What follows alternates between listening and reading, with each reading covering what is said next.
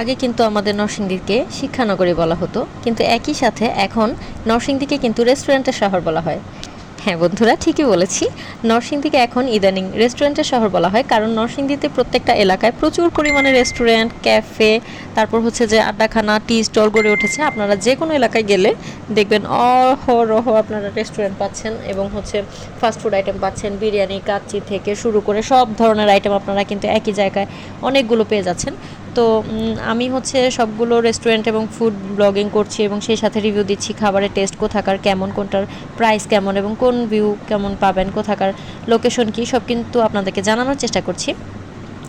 তো নাগরিয়াকান্দি নিয়ে নেমেছিলাম একটা প্রজেক্ট হাতে নিয়ে। তো 30 দিনে ভেবেছিলাম 30টা রেস্টুরেন্ট এক্সপ্লোর করব এবং রিভিউ করব ফুড টেস্ট কেমন। কিন্তু আমি আসলে এক এক দিন এক এক জায়গায় যাচ্ছি এবং ভিডিও করছি, ভিডিও করতে করতে ফোনের মেমোরি ফুল হয়ে যাচ্ছে, তারপরেও আমার আপলোড দেওয়া হচ্ছে না, কারণ একে তো এডিটিংয়ের জন্য প্রচুর পরিমাণে টাইম লাগে, যেটা আমার হাতে এখন নেই। আমি হচ্ছে অবসর টাইমে একটু একটু করে আপনাদের জন্য করার জন্য চেষ্টা করছি। সেই সাথে আমার অফিসের কাজের চাপ আছে এবং আপনারা ইউটিউবে যারা আমাকে রেগুলার ফলো করেন, আমার কাজের যারা স্টুডেন্ট আছেন, তারা কিন্তু আমার কাছ থেকে কাজের ভিডিও চাইছেন বা হচ্ছে লাইভ বা ভিডিও ব্লগ এগুলো চাচ্ছেন, যেগুলো আমি এখন করতে পারছি না। আপাতত হাতের কাজগুলো থেকে একটু দূরে আছি, ফ্রেন্ডদের সাথে ঘোরাঘুরি নিয়ে একটু ব্যস্ত আছি অবসর সময়, আর অবসর বাদে হচ্ছে আমি অফিসিয়াল কাজকর্মগুলোতে একটু মনোযোগী আছি, যে কারণে আমি আসলে প্রজেক্ট একটা নিলে ঠিকঠাক মতো হয়তো রেগুলারলি করতে পারছি না। তো এনিওয়ে, কাজের ব্লগ বা ভিডিও হচ্ছে আমি আপনাদেরকে অবশ্যই দিব, নোটিফিকেশন অন করে রাখবেন সবসময়, আপনারা আমার পেজে বা চ্যানেলে খেয়াল রাখবেন।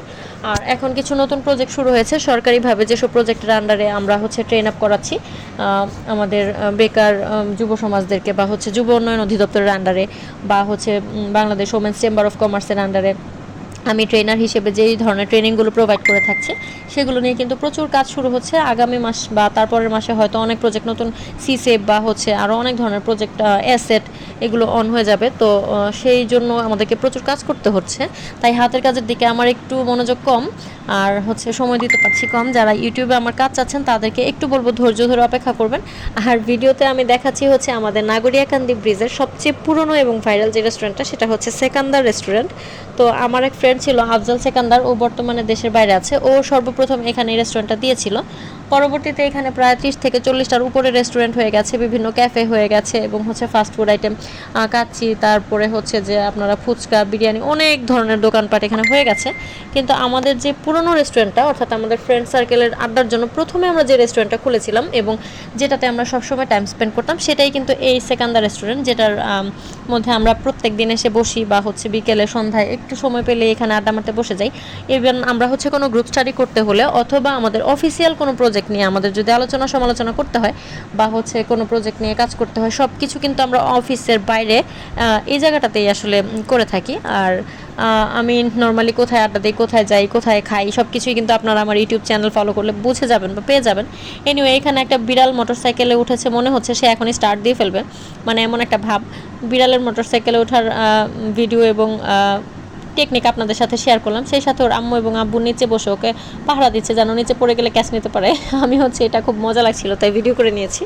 আপনারা যারা নাগরিয়াকান্দি রেস্টুরেন্টের এই সেকান্দার রেস্টুরেন্টে কখনো যাননি, তাদেরকে বলবো এই রেস্টুরেন্টের চিকেন ফ্রাই, চিকেন কারি এবং হচ্ছে ফ্রাইড রাইস উইথ কারিটা অবশ্যই টেস্ট করবেন, যেটার দাম হচ্ছে 350 টাকা। আজকে আমি সেটা আপনাদেরকে দেখাইনি, কারণ আজকে আমি শুধু লাচ্ছি আর নুডলস খেয়েছি। কিন্তু এখানকার ফেমাস আইটেম হচ্ছে chicken curry with chicken fry, সেই সাথে হচ্ছে যে ফ্রাইড রাইস, এটা অবশ্যই এখানে ট্রাই করবেন। এখানে এসে অনেক ধরনের বিনোদনের জায়গা আছে, এগুলো উপভোগ করবেন। আজকের ভিডিও থেকে বিদায় নিচ্ছি, আল্লাহ হাফেজ।